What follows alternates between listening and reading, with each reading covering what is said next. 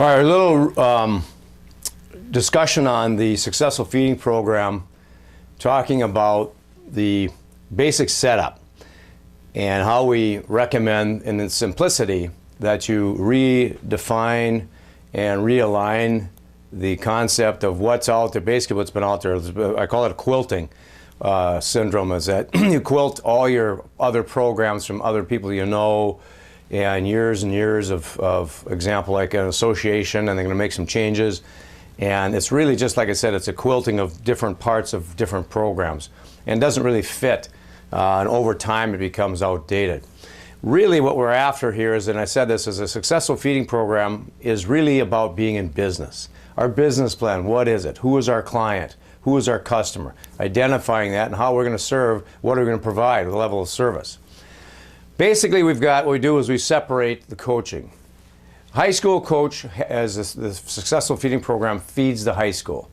The programs that we work with that has the high school on board makes a huge difference in the outcome and the success of the program.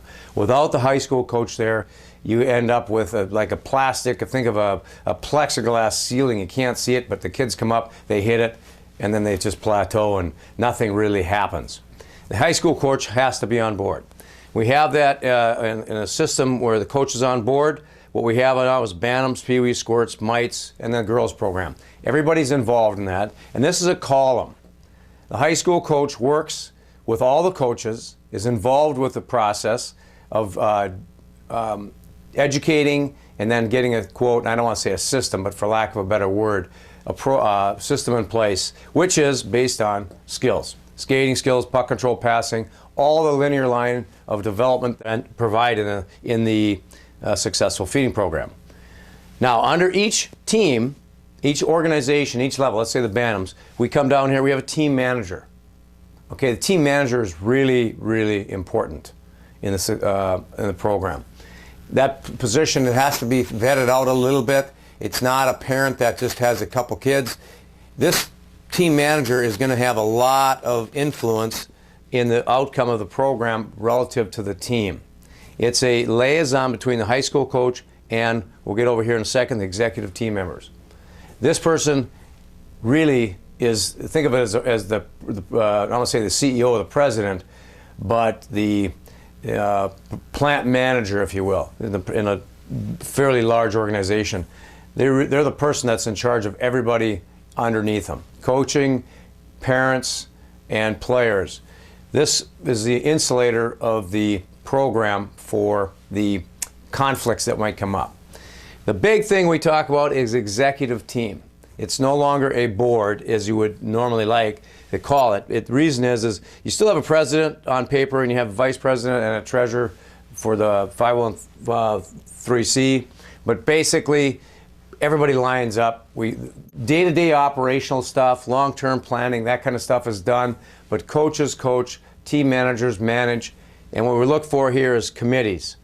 Committees are 1, 2, 3 people, and you have a tournament committee, you have a marketing committee, you have a scheduling committee, and those types of things. And you identify what the needs are, and they basically work with, and they can be an executive team member, can be on a committee, that's fine. Okay, what we want to eliminate is having one person, I'm the president, all of a sudden we have the president who's in self-serving, if you will, and because of the authority that comes with it, in charge of the program. We're going to eliminate that, cut that off here, more operational, and then the committees do all the work long term. We can talk about that. The important thing to understand of the program and the magnitude with hockey, as an example, coaches coach, kids develop, any problems, team managers insulate it. It never gets to the executive team level, and committees are doing all the grunt work. This is the wagon, these are the mules, they're hooked up to carry the program forward. This is the product that's in the wagon, okay? And any issues, high school coach, with myself, the Successful Feeding Program, we work closely.